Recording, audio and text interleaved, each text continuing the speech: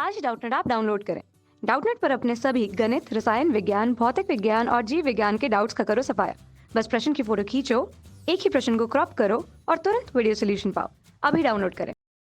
Hello students, तो हमारे पास question है कि हमें एक त्रिभुज ए बी सी दे रखा है। ठीक है, तो हमें दे रखा है कि उसकी भुजाएं जो ए बी बी सी सी हैं तो उनके मध्यबिंदु डी ई एफ है। D E F, okay, D E F. ठीक है, तो हमें निकालना है कि जो त्रिभुज डी ई एफ है और ए बी सी है तो इसके क्षेत्रफलों का अनुपात ज्ञात कीजिए।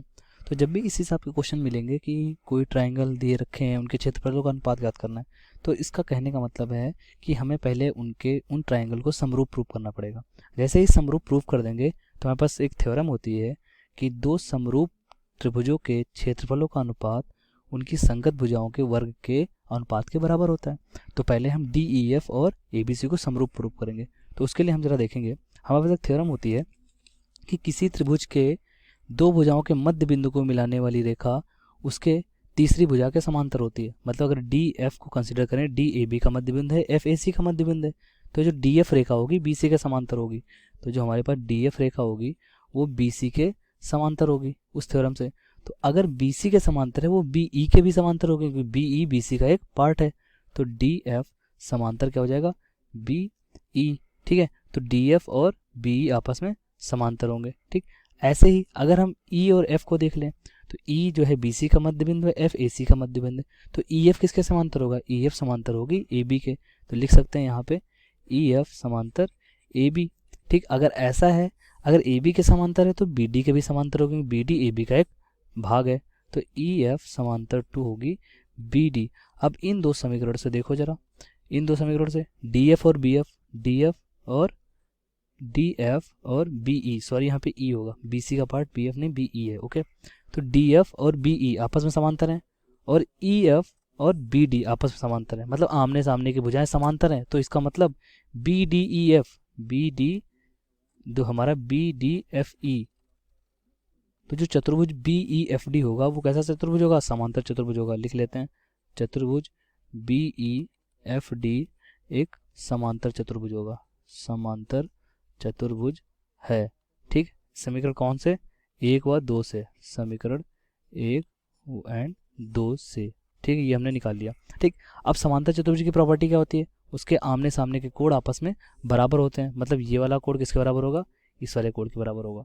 तो एंगल डी बी ई, मतलब अगर इसको पूरा एंगल बोलेंगे तो हो जाएगा ए बी सी बराबर होगा डी एफ ई के। तो इससे क्या आ जाएगा, एंगल ए बी सी बराबर होगा किसके, हमारे डी एफ ई के। किसके, एंगल डी एफ ई के। ठीक है, ये इक्वेशन डाल दो 3। ठीक, अब अगर जरा ध्यान से लगाओ, अभी हमने जो चतुर्भुज हमने प्रूव करा है बी ई एफ डी समांतर चतुर्भुज है। इसी प्रकार से हम प्रूव कर सकते हैं कि डी ई सी एफ एक समांतर चतुर्भुज है, डी ई सी एफ एक समांतर चतुर्भुज है, वो भी प्रूव कर सकते हैं। कैसे, वही हो जाएगा सेम चीज कि D F parallel to B C तो ई सी के भी पैरेलल होगा, तो ये दोनों आपस में पैरेलल हो गई। ऐसे इसको डी ई पैरेलल टू ए सी तो डी ई एफ सी के भी पैरेलल होगा, तो ये दोनों आपस में पैरेलल हो गई। तो आमने सामने की रेखाएं जब समांतर हो गई तो चतुर्भुज कैसा हो गया, समांतर चतुर्भुज। अब समांतर चतुर्भुज के आमने सामने के कोण क्या होते हैं, बराबर होते हैं। तो एंगल डी, ये वाला जो इसका कोण है वो इस कोण के बराबर होगा। तो इस थ्योरम से आ जाएगा हमारे पास एंगल बी सी ए, या कह लो angle A C B, angle A C B बराबर होगा एंगल किसके, एंगल ई डी एफ के। किसके, एंगल ई डी एफ के। इक्वेशन नंबर 4 डाल दो। ठीक है, अब ऐसे ही अगर इस चतुर्भुज को देखो, अभी तक कौन सा देखा था, अभी ये वाला चतुर्भुज हो गया, ये वाला चतुर्भुज और एक ये वाला चतुर्भुज।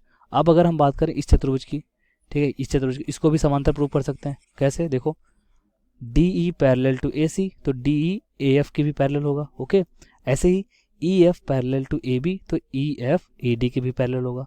तो जब ये चतुर्भुज समांतर हो गया तो इसके आमने सामने के कोण भी बराबर होंगे।